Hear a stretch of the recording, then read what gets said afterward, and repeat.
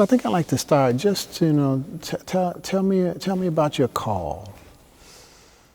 I always start off by saying it wasn't cataclysmic. It was more progressive. I was born and raised in Denver, Colorado. My father was a member of Union Baptist Church. My mother went to Mount Carmel.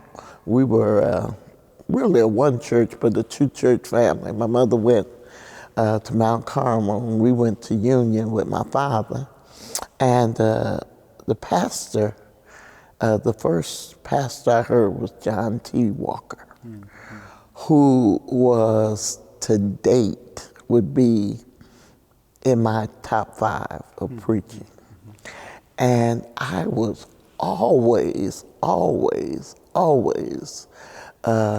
attracted to his preachment. And so children's church, Sunday school, none of that meant anything to me. I couldn't wait till the 11 o'clock hour to get to hear John T. Walker. And everybody thought I was they were always like, what's wrong with this kid? What's wrong? They didn't have any disciplinary problems with me.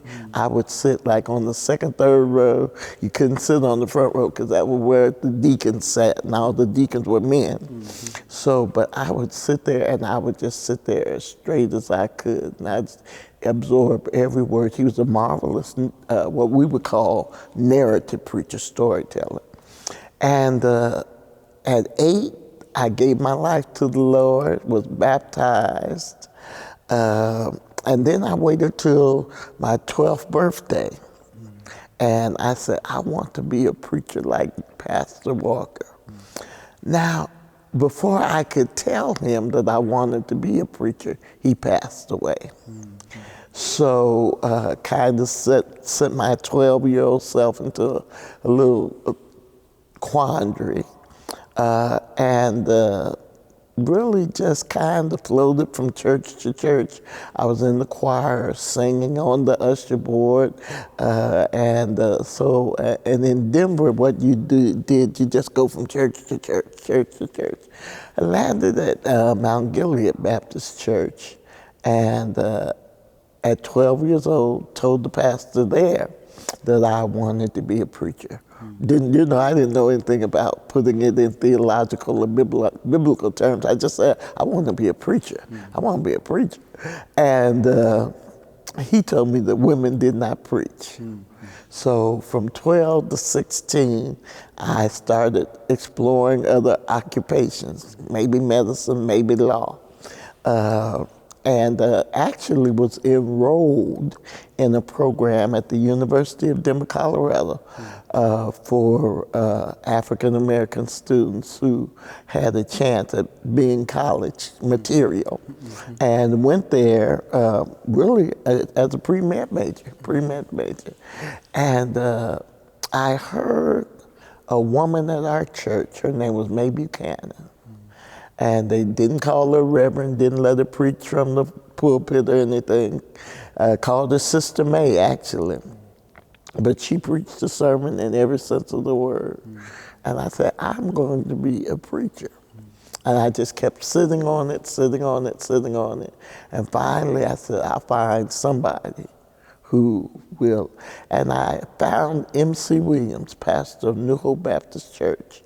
And I went to tell him that I wanted to be, still no theological or biblical language. I just want to be a preacher. I just want to be a preacher. And he said, well, if you want to be a preacher, you've got to go to Bishop College. And almost within 2 weeks' time, I left the program at the University of Colorado and was enrolled and headed towards Bishop College. And ever since then, I've learned what it means to be a preacher. So there was no, God didn't have to push me or prod me, I just kind of volunteered, and God said, okay. But I knew from just listening to Dr. Walker the importance of words. The importance of words. I learned from him the importance of words, using words correctly. And I also learned the value of education. He was the first pastor I saw with the 3 bars. And when I came to find out that that meant he had an earned PhD. And so I learned those 2 things from him. And I really, really feel that I would have learned so much more if he had not passed away. But here it is all these years later, and he is still perhaps the most singular influence on what I try to do even now as a minister.